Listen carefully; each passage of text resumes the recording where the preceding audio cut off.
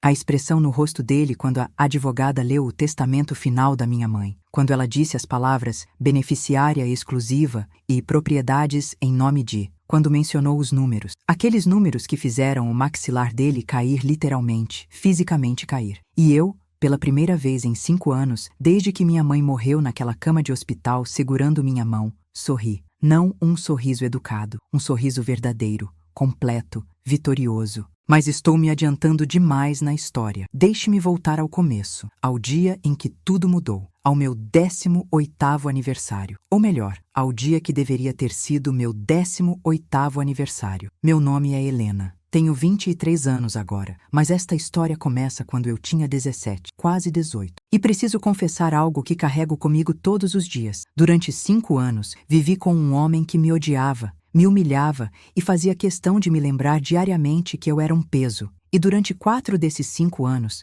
depois que minha mãe morreu, eu sorri na cara dele todas as manhãs, enquanto guardava cada insulto, cada humilhação, cada centavo roubado em uma caixa mental lacrada, esperando o momento certo. Esperando o dia em que ele descobriria que minha mãe, aquela mulher que ele acreditava ter manipulado perfeitamente, jogou o xadrez mais brilhante e silencioso que alguém poderia jogar. E a última peça só poderia ser movida quando eu fizesse 18 anos. Mas antes de chegar lá, você precisa entender como tudo começou. Eu tinha 12 anos quando minha mãe conheceu Ricardo Almeida. Meu pai havia morrido 2 anos antes, câncer de pâncreas, que o levou em 6 meses brutais. Minha mãe, Mônica, trabalhava como secretária em um escritório de contabilidade, ganhando pouco mais de R$ 2.000 por mês. Morávamos em um apartamento alugado de 2 quartos em São Bernardo do Campo, região metropolitana de São Paulo. Não tínhamos muito, mas tínhamos o suficiente. Tínhamos amor, tínhamos risada nas sextas-feiras quando fazíamos pipoca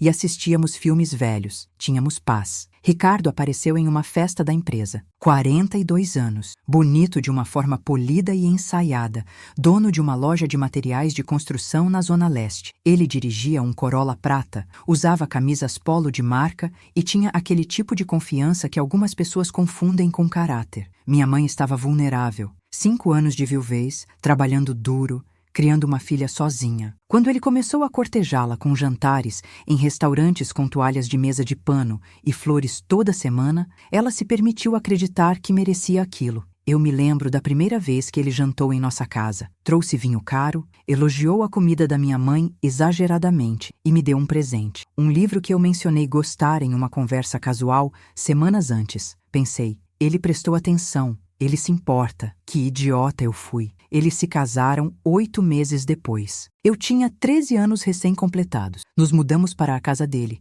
uma construção de 3 andares em um bairro melhor, com quintal e churrasqueira. Ricardo tinha um filho do primeiro casamento, Vinícius, que tinha 15 na época e morava com a mãe durante a semana, mas passava finais de semana conosco. No começo, era tudo bom. Escola particular para mim, roupas novas, viagens curtas nos feriados. Minha mãe parecia mais leve, mais feliz, e Ricardo parecia adequado, presente o suficiente, gentil o suficiente. As rachaduras começaram pequenas, sutis. Primeiro foram os comentários sobre dinheiro. Mônica, você não precisa comprar isso para a Helena. Ela tem roupa suficiente. Depois sobre minhas escolhas. Balé? Que desperdício. Ela deveria fazer algo útil, como curso de informática. Então, sobre minha presença. Ela sempre precisa estar aqui quando temos visitas? Faz a casa parecer cheia demais. Minha mãe defendia, inicialmente. Ricardo, é minha filha, nossa filha agora. Mas aos poucos, eu via ela cedendo. Primeiro nas pequenas coisas, depois nas maiores. Quando eu tinha 14 anos, Ricardo começou a fazer comparações abertas entre mim e Vinícius. O Vinícius tirou nota 10 em matemática de novo. Você tirou quanto, Helena? 7. Como se 7 fosse vergonhoso. Como se eu não tivesse estudado 3 horas na noite anterior. Quando eu tinha 15, as comparações se tornaram cruéis. Vinícius ganhou um videogame novo no aniversário. Eu ganhei um livro usado que Ricardo comprou em um sebo. Você gosta de ler, não gosta? Seja grata. Minha mãe viu minha expressão. Via dela também. Culpa, impotência. Mas ela não disse nada. Aos 16, minha mãe foi diagnosticada. Câncer de mama, estágio 3. O mundo parou. tudo parou. Ricardo se transformou na frente dos médicos, da família, dos amigos. Marido dedicado, preocupado, sempre presente nas consultas importantes, segurando a mão dela, falando com os médicos. Em casa, diferente. Mônica, você tem certeza que precisa desse tratamento caro? Tem opções mais baratas no SUS. Você está exagerando esses sintomas. Enjoo é normal. Eu tinha 16 anos e já sabia que odiava aquele homem. Minha mãe lutou por 18 meses. 18 meses de quimioterapia,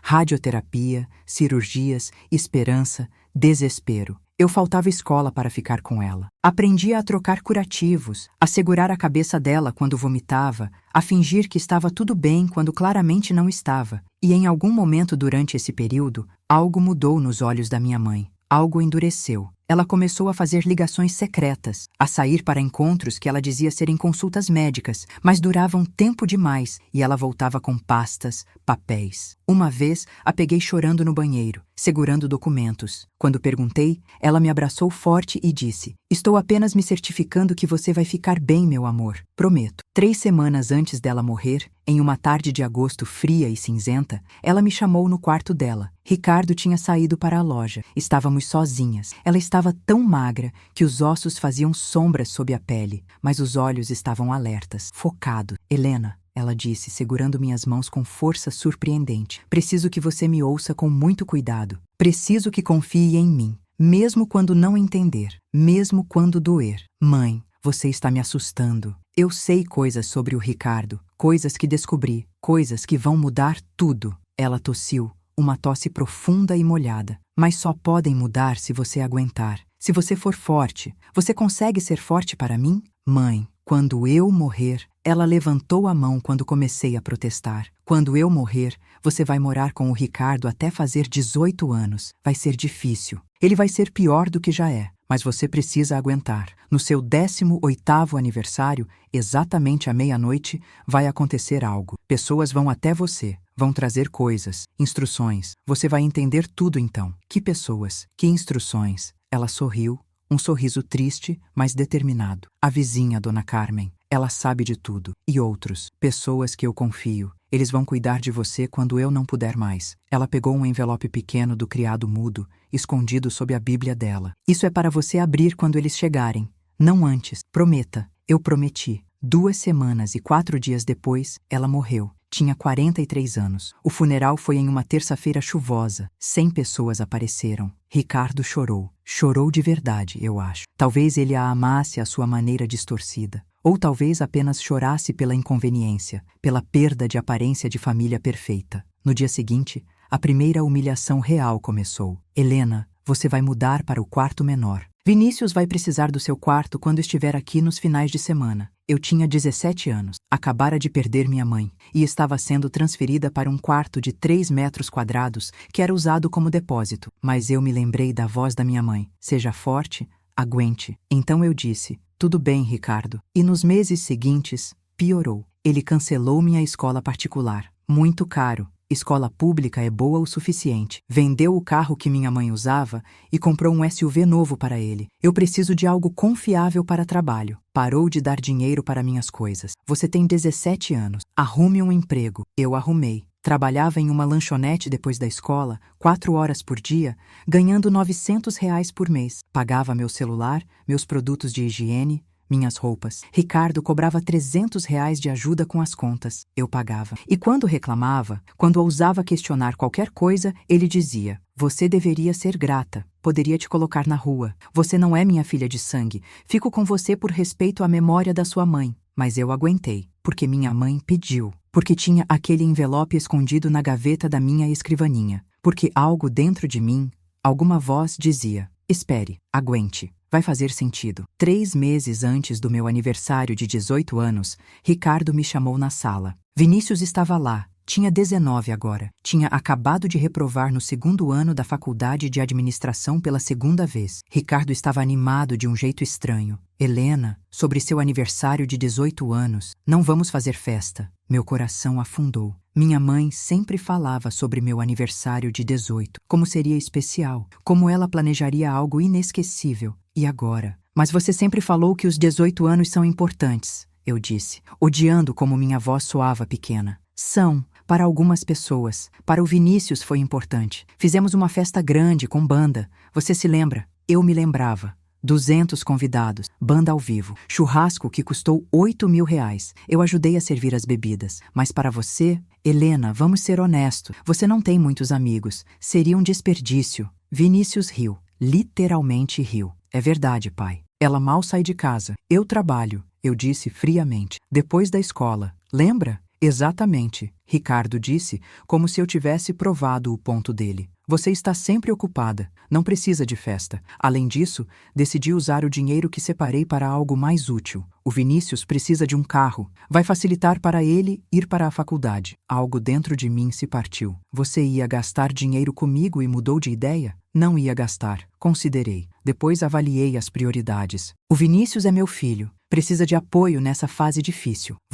Você tem 18 anos. É adulta. Precisa aprender sobre decepções. Decepções, eu repeti, a palavra amarga na língua. Isso, seja grata por ter um teto, comida. Muitas meninas na sua situação estariam na rua. Ele se levantou, ajustando o cinto. Seu aniversário é em 2 semanas. Vamos ignorar. Segunda-feira normal. Você vai para uma escola, depois para o trabalho, como sempre. Vinícius deu tapinhas no ombro dele. Obrigado, pai. Estava pensando naquele Honda Civic prata. Eu subi para meu quarto. 3 metros quadrados que cheiravam a mofo. Cama de solteiro com lençóis que eu mesma comprei. Antes de continuar, se você está gostando desta história, por favor, clique no botão de inscrever-se e deixe um comentário dizendo de onde você está assistindo e que horas são aí. Eu leio cada comentário e significa muito para mim. Muito obrigada pelo seu apoio. Agora, de volta à história. Chorei. Chorei sozinha naquele quarto minúsculo com a porta fechada, mordendo o travesseiro para abafar os sons, porque não daria a Ricardo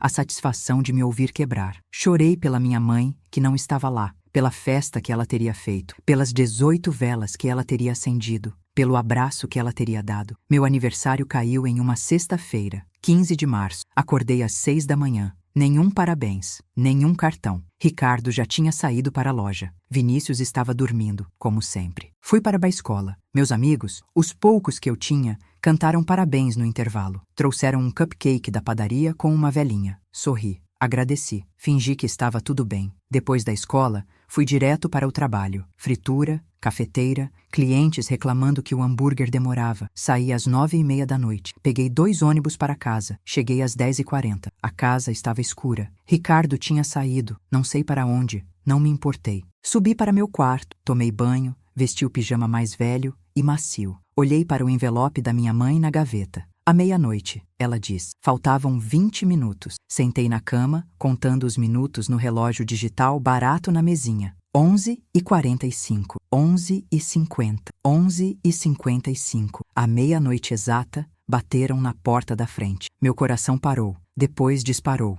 Desci as escadas descalça, ainda em pijama, as mãos tremendo enquanto caminhava até a porta de madeira pesada. Mais batidas, gentis, mas insistentes. Abri. Dona Carmen estava lá, 72 anos, vizinha do lado esquerdo há 20 anos, cabelos brancos sempre presos em coque, óculos de armação dourada. Mas não estava sozinha. Atrás dela havia pessoas, muitas pessoas, rostos que eu conhecia, vizinhos, amigos antigos da minha mãe do trabalho, a dona da padaria da esquina, o dono da farmácia, rostos que eu não conhecia, todos segurando algo, caixas embrulhadas, sacolas, flores, e no centro, Dona Carmen segurava um bolo redondo coberto de chantilly branco com 18 velas cor-de-rosa. Feliz aniversário, Helena, Dona Carmen disse, lágrimas nos olhos. Eu não conseguia falar. Literalmente não conseguia formar palavras. Apenas ficava ali, boca aberta, olhos queimando. Podemos entrar, querida? Ela perguntou suavemente. Sua mãe nos deu instruções muito específicas. E temos um envelope para você.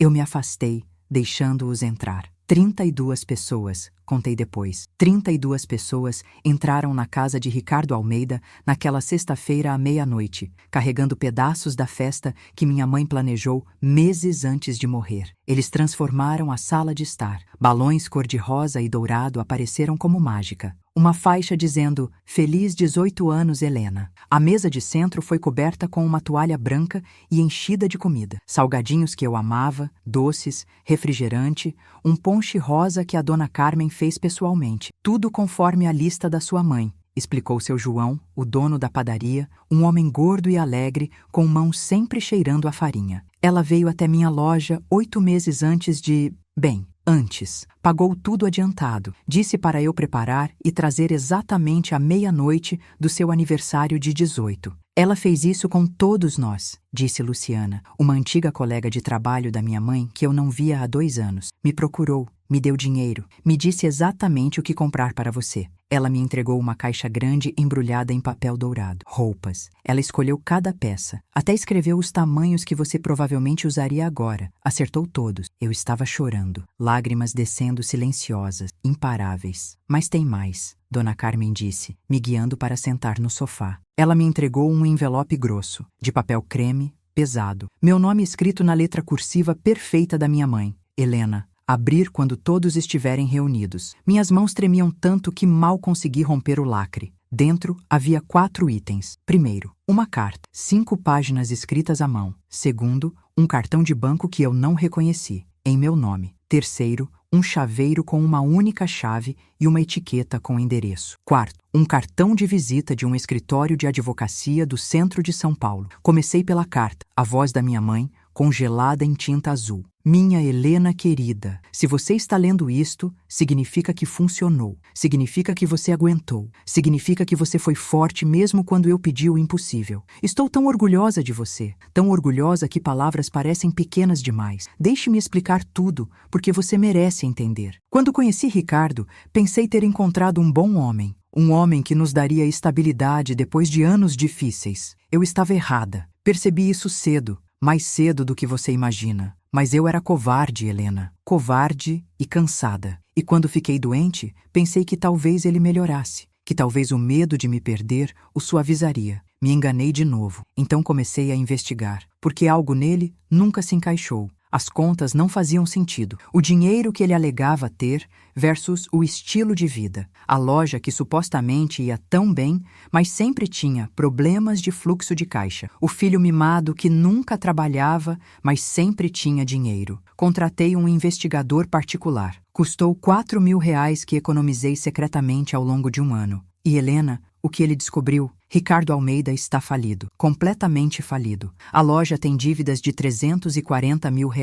Ele pegou empréstimos em bancos usando a casa como garantia. Tem processos trabalhistas, processos de fornecedores, impostos atrasados. O carro que ele dirige, leasing, que está 3 meses atrasado. As roupas de marca, cartão de crédito estourado. Mas a parte pior, a que me fez agir. Ele está desviando dinheiro. Quando casamos, assinei como sócia da empresa dele sem entender direito. Ele me fez assinar dizendo que era para proteção fiscal. Na verdade, me transformou em corresponsável pelas dívidas dele. Quando entendi que ele me usou, que estava preparando para deixar essas dívidas todas em cima de você quando ele declarar falência, eu agi. Procurei uma advogada, doutora Beatriz Moreira. O cartão está aí com você. Ela me ajudou a fazer 3 coisas. 1. Me divorciar juridicamente do Ricardo. Sim, Helena. Estamos divorciados. Ele não sabe porque nunca foi notificado formalmente. Usei uma brecha legal que a doutora Beatriz encontrou, permitindo o divórcio consensual por procuração quando um dos cônjuges está incapacitado por doença terminal. Assinei os papéis. Um juiz que ela conhece aprovou discretamente. O divórcio foi registrado 1 semana antes de eu morrer. Ricardo acha que ainda está casado comigo. Não está. Nunca mais esteve. 2. Remover meu nome da empresa dele. Transferi minha parte, que era 40%, acredita, para um fundo em seu nome que só pode ser acessado quando você fizer 18 anos. Ricardo não pode tocar nisso. E quando ele descobrir que não tenho mais ligação legal com a empresa, todas aquelas dívidas voltam apenas para ele. 3. Vender tudo que era meu antes do casamento e transformar em dinheiro líquido para você. O cartão de banco na sua mão tem acesso a uma conta que abri em seu nome. Dentro há R$ 83 mil.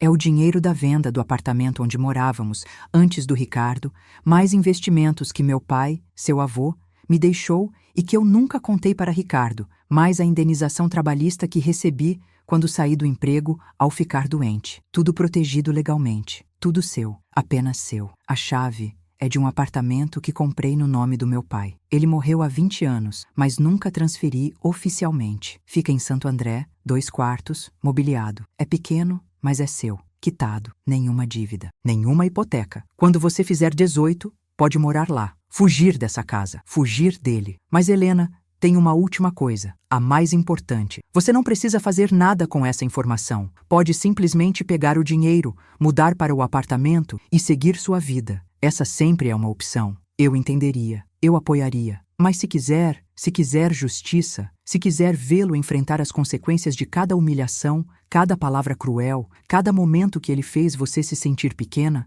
a doutora Beatriz tem tudo documentado, todas as provas do desvio de dinheiro, da fraude fiscal, das dívidas. Ela pode acionar processos que o destruirão financeiramente e legalmente. Pode garantir que ele perca tudo, a loja, a casa, a credibilidade, tudo. Mas precisa vir de você, precisa ser sua escolha, porque essa não é minha vingança, Helena, é sua libertação. Seja qual for sua decisão, saiba que te amo. Te amei desde o primeiro segundo. Te amarei por toda a eternidade. Você é a melhor coisa que já fiz na minha vida. Feliz aniversário, meu amor. Você é livre agora. Para sempre sua mãe. Terminei de ler com o rosto completamente molhado. As pessoas ao meu redor estavam em silêncio respeitoso. Dona Carmen segurava minha mão. Ela nos contou parte do plano. Dona Carmen disse suavemente. Pediu para cuidarmos de você, para garantir que essa festa acontecesse, que você soubesse que ainda tinha gente que se importava. Olhei em volta. Todos aqueles rostos. Pessoas que minha mãe recrutou. Pessoas que guardaram esse segredo por meses, que compraram presente, prepararam comida,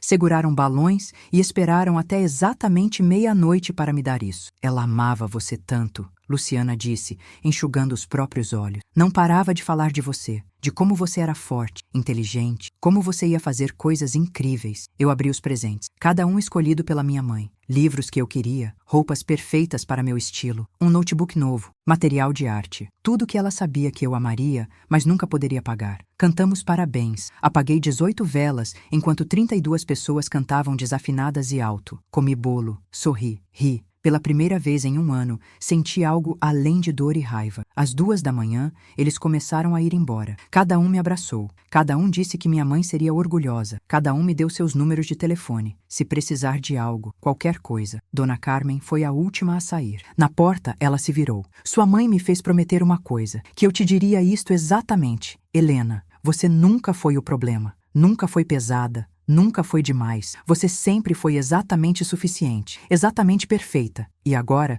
você tem tudo o que precisa para provar isso. Depois que ela saiu, sentei sozinha no meio da sala, cheia de balões e restos de festa. Segurei o cartão do banco, a chave, o cartão da advogada. E pela primeira vez, não senti tristeza, senti poder. Ricardo chegou em casa às 4 da manhã. Bêbado, cambaleando. Nem notou os balões ainda presos no teto. Nem viu a faixa que eu não tirei. Subiu direto para o quarto dele e desmaiou. Na manhã de sábado, acordei às 7. Arrumei tudo. Guardei os presentes. Limpei a sala. Apaguei todos os sinais da festa. Quando Ricardo desceu às 11, bocejando e reclamando de dor de cabeça, a casa parecia normal. Bom dia, eu disse servindo café. Ele grunhiu alguma coisa. Meu aniversário foi ontem, eu disse calmamente. Ah, feliz aniversário. Sem olhar para cima do celular. Obrigada, eu disse. E sorri. Porque agora eu tinha algo que ele não sabia. Algo que mudaria tudo. Durante 2 semanas, agi completamente normal. Ia para a escola, ia para trabalho, voltava para casa, pagava minha parte das contas, comia jantar em silêncio, enquanto Ricardo e Vinícius discutiam futebol. Mas à noite, no meu quartinho, eu planejava. Li a carta da minha mãe 20 vezes. Decorei cada palavra. Depois liguei para a doutora Beatriz Moreira. Ela atendeu no segundo toque. Voz profissional, controlada. Doutora Beatriz Moreira, Escritório Moreira em Associados. Alô, meu nome é Helena. Minha mãe era Mônica Santos. Ela me disse para ligar. Silêncio. Depois um suspiro profundo, emocional. Helena, estava esperando sua ligação. Feliz aniversário, querida. Mesmo que atrasado. A senhora conhecia minha mãe? Conheci. Ela me procurou há 1 ano e meio. Foi uma das mulheres mais determinadas que já conheci. E uma das mais preparadas. Pausa. Você leu a carta? Li. E? O que decidiu? Olhei pela janela pequena do meu quarto. Vi Ricardo lá embaixo, lavando o carro novo do Vinícius. Um Honda Civic prata, comprado com dinheiro que deveria ter sido minha festa. Quero justiça, eu disse. A doutora Beatriz me pediu para encontrá-la no escritório dela na terça-feira seguinte. Inventei uma desculpa sobre ter que fazer trabalho de escola na biblioteca e saí da escola mais cedo. Peguei metrô até o centro de São Paulo, algo que só tinha feito 3 vezes na vida. O escritório ficava no 22º andar de um prédio espelhado na Avenida Paulista. Recepcionista interno, sofás de couro, quadros abstratos caros nas paredes. Me senti pequena no meu uniforme de escola pública, mochila gasta nas costas. A doutora Beatriz saiu pessoalmente para me buscar. 40 e poucos anos, cabelo preto curto, óculos de armação vermelha, terno cinza perfeitamente cortado, firme mas gentil. Helena, ela disse apertando minha mão. É uma honra finalmente te conhecer. Sua mãe falava tanto de você. No escritório dela, paredes de vidro com vista para a cidade, ela abriu uma gaveta e tirou uma pasta grossa. Tudo sobre o Ricardo Almeida. Passamos 3 horas revisando. E a cada página, cada documento, cada prova, eu entendia melhor o gênio silencioso da minha mãe. Ricardo devia 340 mil reais em empréstimos bancários, 87 mil reais em impostos federais, 56 mil reais em impostos estaduais, 123 mil reais para fornecedores. Havia 11 processos trabalhistas de ex-funcionários da loja, totalizando 198 mil reais. Ele tinha dado a casa como garantia em 3 empréstimos diferentes, algo tecnicamente ilegal e que poderia resultar em processos criminais. E aqui, a doutora Beatriz disse, abrindo outra sessão. Está a fraude que sua mãe descobriu. Ricardo estava desviando dinheiro da empresa, criava notas fiscais falsas de fornecedores inexistentes, depositava o dinheiro em contas fantasmas e usava para bancar o estilo de vida dele. Carro novo, todo ano para ele e Vinícius. Viagens, restaurantes caros, roupas de marca. Ele estava basicamente roubando da própria empresa, eu disse. Pior, ele estava roubando de uma empresa na qual sua mãe era sócia. Tecnicamente, era peculato e apropriação indébita. Crimes que dão de 3 a 8 anos de prisão. Senti algo frio descer pela minha coluna. Prisão? Se denunciado, sim. Mas, Helena, você precisa entender algo. Ela se inclinou, olhos sérios atrás dos óculos vermelhos. Sua mãe montou isso para te dar escolhas. Podemos ir de leve, apenas remover seu nome de qualquer responsabilidade financeira, te dar o apartamento e o dinheiro e deixar ele se afogar nas próprias dívidas naturalmente. Vai perder tudo eventualmente, mas por própria incompetência. Ou podemos acelerar o processo, acionar todas as dívidas ao mesmo tempo, notificar todos os credores, expor a fraude, forçar falência declarada, processos criminais, destruição completa e rápida. Ela pausou. Mas isso significa exposição pública. Seu nome pode aparecer em algumas reportagens como filha da ex-sócia. Significa você ativamente escolhendo arruiná-lo. Pensei em cada humilhação, cada insulto, cada vez que ele me fez sentir que eu não merecia espaço, comida, ar. Tem uma terceira opção? Eu perguntei. Sempre tem. Quero que ele saiba que foi por mim. Quero olhar na cara dele quando descobrir. Quero que ele entenda que a garota que ele achava tão fraca, tão insignificante, foi quem o derrubou. A doutora Beatriz sorriu. Foi um sorriso pequeno, mas feroz. Sua mãe disse que você falaria exatamente isso. Ela conhecia? Ela te conhecia, Helena. Melhor que ninguém. Ela abriu outra pasta. Então, aqui está o plano que ela e eu desenvolvemos para exatamente esse cenário. Nas 3 semanas seguintes, seguimos o plano com precisão cirúrgica. Primeira etapa. A doutora Beatriz notificou formalmente Ricardo sobre o divórcio da minha mãe. A notificação chegou via processo judicial, impossível de ignorar. Ele recebeu em uma quinta-feira. Eu estava em casa quando ele leu. Ouvi o grito do escritório dele, ouvi portas batendo, ouvi ele ligando para advogados, voz alta e desesperada. Como assim ela se divorciou de mim? Ela estava morrendo. Isso não é legal. Mas era perfeitamente legal. Segunda etapa. Com o divórcio registrado, a doutora Beatriz acionou a mudança de titularidade da empresa. A parte da minha mãe, 40%, foi transferida para o fundo em meu nome. Ricardo agora tinha 60% de uma empresa que devia quase R$1 milhão.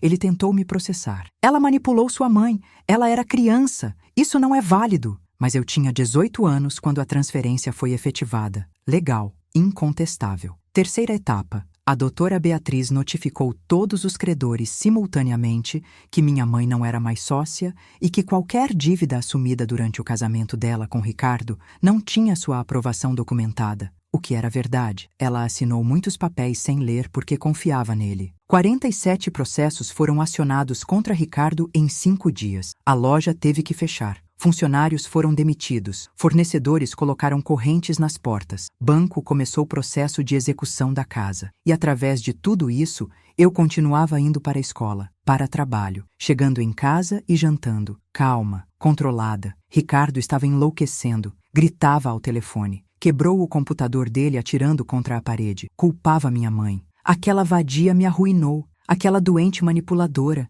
Vinícius teve que devolver o carro. Chorou. Literalmente chorou. Um homem de 20 anos chorando porque perdeu o carro que nem pagou. Mas a melhor parte, a parte que minha mãe planejou com tanto cuidado, 3 dias antes da audiência de execução da casa, a doutora Beatriz entregou uma bomba final. Ela apresentou evidências de que a casa na qual Ricardo morava, a casa que ele colocou como garantia de empréstimos, na verdade foi comprada com dinheiro da venda do apartamento da minha mãe. Havia documentação de que ela depositou 180 mil reais como entrada. Tecnicamente, ela era proprietária de 65% da casa, e como estava divorciada e não tinha aprovado formalmente a hipoteca, os empréstimos usando a casa eram inválidos. Ricardo não só ia perder a casa, ele ia perder. E ainda ia dever para os bancos, que deram os empréstimos baseados em garantia fraudulenta. A audiência foi em uma sexta-feira, 11 de maio, 3 meses depois do meu aniversário de 18 anos. A doutora Beatriz me pediu para estar lá. Você não precisa, ela disse. Posso representar você. Eu quero estar, eu disse. Preciso estar. O tribunal era pequeno, austero, paredes brancas, bancos de madeira desconfortáveis. Ricardo estava lá com um advogado barato que ele contratou. Vinícius estava ao lado dele, pálido e nervoso. Eu entrei com a doutora Beatriz. Usei uma das roupas que minha mãe me deu de presente. Blazer azul marinho, calça preta, salto baixo, cabelo preso, parecia adulta, parecia séria. Ricardo me viu. Seus olhos se arregalaram, depois se estreitaram com um ódio puro. O que você está fazendo aqui? Ele sibilou. Exercendo meus direitos, eu disse calmamente. A audiência começou. O juiz, um homem de 60 anos com óculos de leitura pendurados no pescoço, revisou os documentos. Senhor Almeida, ele disse, está aqui documentado que o senhor utilizou como garantia de empréstimos uma propriedade da qual não era o único dono legal. Está ciente disso? O advogado de Ricardo tentou argumentar. Falou sobre boa-fé, sobre casamento que justificava uso conjunto de bens, sobre minha mãe ter assinado papéis. A doutora Beatriz destruiu cada argumento em 3 minutos. Meritíssimo, minha cliente, a falecida Mônica Santos, divorciou-se legalmente do Sr. Almeida antes de seu falecimento. Não havia mais casamento, não havia regime de comunhão de bens. E aqui, ela colocou um documento na mesa. Está a notificação formal que enviamos ao Sr. Almeida 6 meses antes da morte da Sra. Santos, informando que ela não autorizava o uso da propriedade como garantia. Era mentira, tipo D. Tecnicamente, minha mãe tinha enviado uma carta registrada para Ricardo. Ele nunca abriu. Estava entre as pilhas de correspondências dele, que ele ignorava porque eram todas cobranças. Não recebi isso! Ricardo gritou. Temos o aviso de recebimento com sua assinatura. A doutora Beatriz disse calmamente, mostrando o documento. Era a assinatura dele, no envelope, que ele assinou sem abrir. Ricardo ficou vermelho, depois roxo. Isso é armação, conspiração. Ela, apontando para mim, ela manipulou uma mulher doente. Ela, ordem. O juiz bateu o martelo. Senhor Almeida, controle-se. Ele olhou para os documentos novamente, depois para mim. Senhorita Helena, o que gostaria que fosse feito com a propriedade? Eu me levantei. Mãos firmes, voz clara. Gostaria que fosse vendida, meritíssimo, que minha parte, 65%, fosse depositada em minha conta e que os empréstimos fraudulentos feitos pelo Sr. Almeida sejam declarados de sua responsabilidade exclusiva. O juiz assentiu. E quanto à investigação criminal sobre fraude de garantia? Olhei para Ricardo. Nossos olhos se encontraram. Ele estava suando, tremendo. Gostaria de prosseguir com todas as acusações, eu disse. Você não pode fazer isso. Ricardo levantou, derrubando a cadeira. Não pode. Eu te dei teto, comida, te criei. Não, eu disse, voz baixa, mas cortante. Você me humilhou, me diminuiu, me fez sentir que eu não merecia existir. E quando minha mãe estava morrendo, você pensou apenas em como lucrar com isso. Ela mentiu, me enganou. Ela te protegeu, eu corrigi. Por anos protegeu você da sua própria incompetência, e quando percebeu quem você realmente era, ela protegeu a mim. O juiz bateu o martelo novamente. Ordem, Sr. Almeida, sente-se. Ricardo sentou. Parecia ter envelhecido 10 anos. A sentença foi rápida. Casa para ser vendida, minha parte separada e protegida. Processos criminais de fraude movidos para Tribunal Superior. Todas as dívidas declaradas responsabilidade exclusiva de Ricardo Almeida. Do lado de fora do tribunal, Ricardo tentou me confrontar uma última vez. Você é igualzinha a ela, ele cuspiu. Manipuladora, mentirosa, vai acabar sozinha como ela acabou. Ninguém nunca vai te amar. Virei-me para ele, calma, centrada. Minha mãe morreu cercada de pessoas que a amavam, pessoas que a respeitavam tanto que guardaram segredos por mais de 1 ano só para me dar uma festa de aniversário. Você vai morrer sozinho, Ricardo, porque ninguém nunca te respeitou. Eles apenas tinham medo de você. E agora? Agora você não é nada. Ele levantou a mão. Por um segundo, achei que ia me bater. Vinícius segurou o braço dele. Não vale a pena, pai. Vamos embora. Eles saíram. Ricardo cambaleando. Vinícius tendo que apoiá-lo. A doutora Beatriz colocou a mão no meu ombro. Você está bem? Eu estava. Pela primeira vez em anos, eu estava bem. Nas carras. Nos meses que seguiram, assisti tudo desmoronar para Ricardo com a mesma calma que minha mãe deve ter sentido ao planejar cada passo. A casa foi vendida em leilão judicial. Arrecadou 620 mil reais. Minha parte, 65%, deu 403 mil reais, depositados diretamente na minha conta. Somados aos 83 mil reais que minha mãe já tinha deixado, eu tinha quase R$500 mil aos 18 anos. Ricardo ficou com 217 mil reais. Parece muito até você lembrar que ele devia quase 1 milhão. Todos os credores caíram em cima dele simultaneamente. Carros penhorados, conta bancária bloqueada, loja fechada permanentemente. Ele teve que se mudar para um apartamento de 1 quarto em um bairro periférico. Vinícius foi morar com a mãe dele. Ouvi que eles brigaram feio. Vinícius o culpando por perder tudo, como se alguma vez tivessem tido algo que não fosse construído em mentiras e dívidas. Mas a parte mais doce, a que fez tudo valer a pena. 1 semana depois da sentença, recebi uma ligação de um número desconhecido. Alô? Helena? Voz feminina, hesitante. Meu nome é Patrícia. Eu não sei se deveria ligar, mas vi seu nome nos documentos do processo do Ricardo Almeida. Eu também fui vítima dele. Meu estômago se apertou. Como assim? Ela respirou fundo. Fui casada com ele, antes da sua mãe, de 1998 a 2003. Ele fez a mesma coisa. Me colocou como sócia de empresas que eu nem sabia que existiam. Quando nos separamos, descobri que estava devendo 140 mil reais em impostos e empréstimos. Levei 8 anos para limpar meu nome. Silêncio pesado. E tem mais, ela continuou. Quando vi seu processo, pesquisei mais. Tem outra. Uma mulher chamada Fernanda. Ela namorou ele entre seu divórcio de mim e conhecer sua mãe. Ele fez ela assinar como avalista de empréstimos. Ela perdeu o apartamento dela. Quantas? Eu perguntei, voz trêmula. Que eu saiba, pelo menos 5 mulheres, todas com o mesmo padrão. Ele se aproxima, conquista, faz assinar papéis, desvia dinheiro, desaparece com dívidas nas costas delas. 5 mulheres. Minha mãe foi a 6ª. E se ela não tivesse descoberto, se não tivesse agido, eu teria sido a 7ª. Por que você está me contando isso? Eu perguntei. Porque vi o que você fez. Vi que conseguiu responsabilizá-lo. E pensei que talvez eu pudesse fazer o mesmo. Que talvez todas nós pudéssemos. A doutora Beatriz adorou a ideia. Processo civil coletivo. Todas as vítimas juntas. Podemos destruí-lo completamente. 3 semanas depois, estávamos 7. Eu, Patrícia, Fernanda e 4 outras mulheres que Ricardo usou e descartou ao longo de 20 anos. A mais velha tinha 58 anos. A mais nova, além de mim, tinha 26. Fizemos uma reunião no escritório da doutora Beatriz. Cada uma contou sua história. Cada história dolorosamente similar. Homem charmoso, promessas, papéis assinados só formalidade, dinheiro desaparecendo, dívidas aparecendo, ele sumindo. Ele é um predador,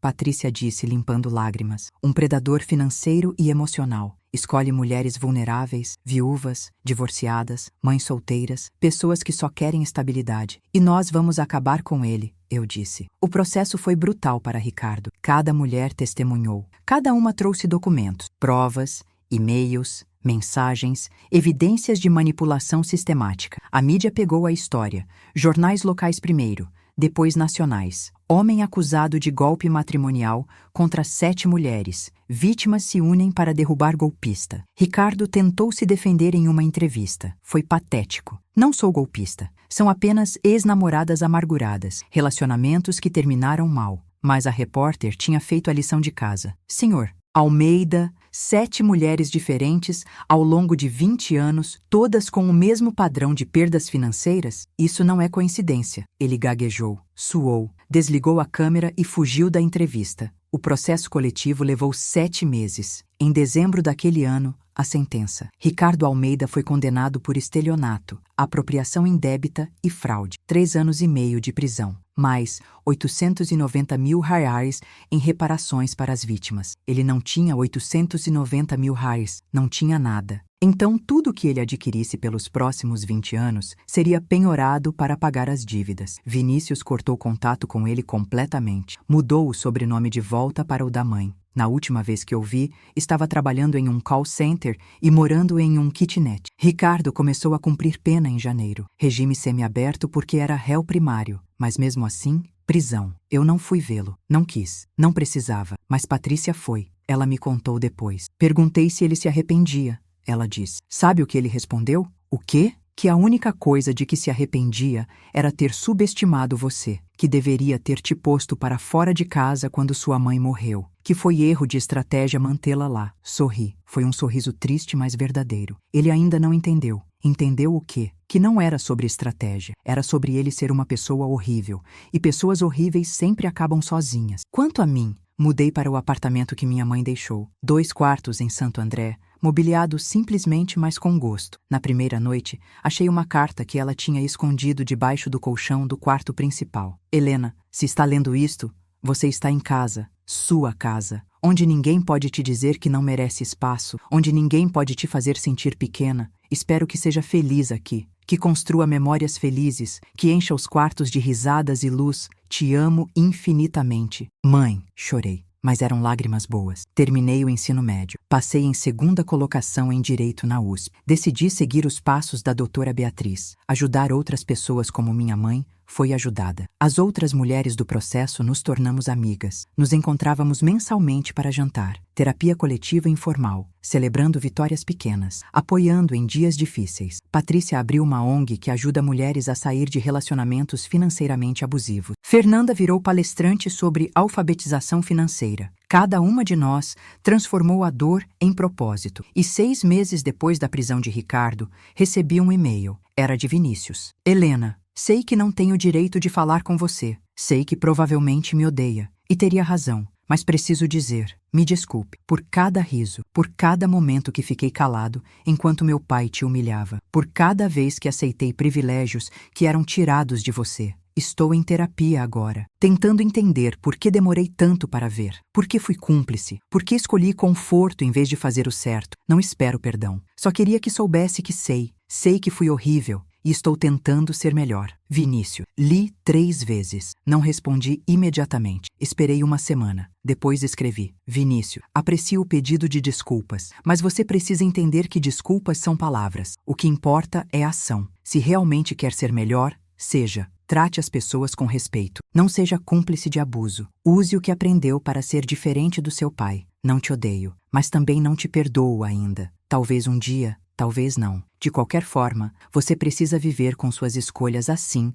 como eu vivo com as minhas. Boa sorte, Helena. Ele respondeu apenas, obrigado, é mais do que mereço. E essa foi a última vez que tive contato com qualquer um deles. 2 anos depois do meu aniversário de 18 anos, visitei o túmulo da minha mãe pela primeira vez desde o enterro. Era uma manhã de domingo em março. Céu azul limpo, temperatura agradável. Levei flores rosas, as favoritas dela, e uma carta que escrevi. Sentei na grama ao lado da lápide. Mármore cinza simples com as palavras Mônica Santos, 1970-2013. Mãe dedicada, guerreira incansável. Oi, mãe, eu disse em voz alta, não me importando se alguém pensasse que eu era louca. Sei que demorei para vir. Não estava pronta. Tinha muita raiva. De você por morrer, de mim por não poder salvar você. De tudo. O vento mexeu nas árvores ao redor. Mas agora acho que entendo. Entendo por que fez tudo o que fez. Por que me pediu para aguentar? Por que planejou cada detalhe? Pausa. Você sabia que eu precisava daquela raiva, daquela humilhação. Porque me deu algo que eu nunca teria de outra forma. Abri a carta que escrevi. Li em voz alta. Mãe, fiz 18 anos há 2 anos. Você perdeu essa data. Perdeu minha formatura do ensino médio. Vai perder minha formatura da faculdade.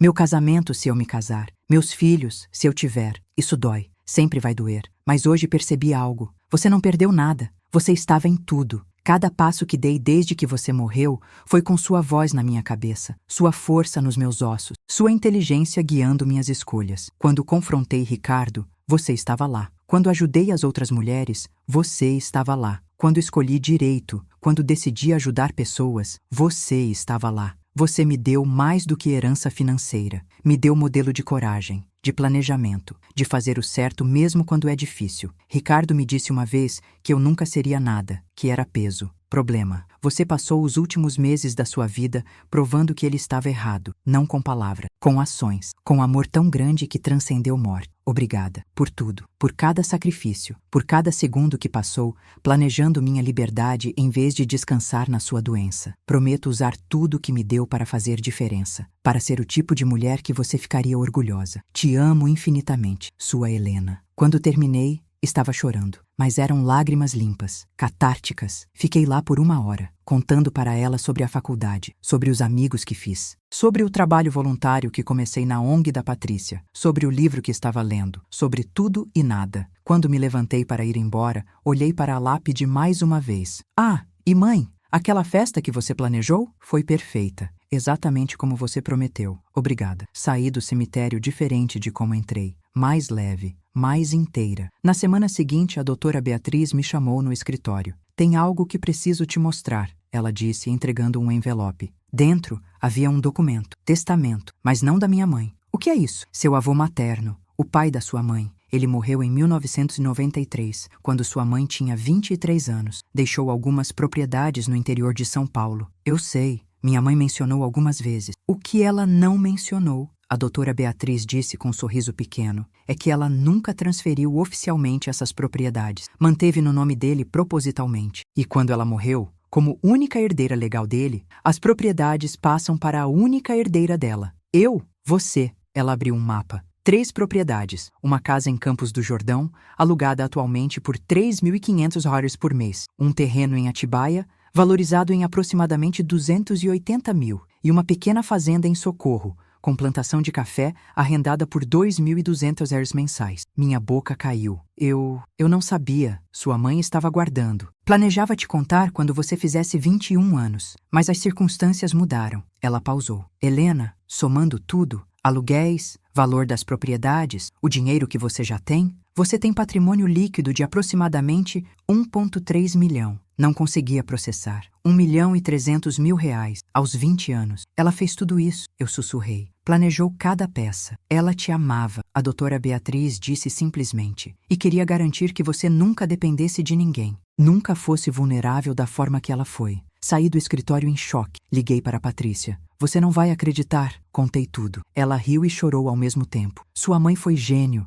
Gênio absoluto. Foi, concordei. E então tive uma ideia. Patrícia, e se usássemos parte desse dinheiro para expandir a ONG? Ajudar mais mulheres? Silêncio. Depois, Helena, você tem certeza? Absoluta. Minha mãe me deu isso para ser livre. E eu sou livre. Mais livre do que a maioria das pessoas jamais será. Agora quero usar essa liberdade para libertar outras. Investimos R$200.000 na ONG. Contratamos advogados, assistentes sociais. Abrimos espaço físico. Em 1 ano, ajudamos 43 mulheres a sair de relacionamentos financeiramente abusivos. Cada uma delas me lembrava minha mãe. Fortes, mas cansadas. Determinadas, mas assustadas. Querendo acreditar em algo melhor. E quando víamos elas saindo, documentos assinados, contas separadas, planos de vida nova, eu via minha mãe sorrindo. Quanto a Ricardo, cumpriu 1 ano e meio de pena e saiu em liberdade condicional. Tentou recomeçar. Abriu uma pequena loja de consertos eletrônicos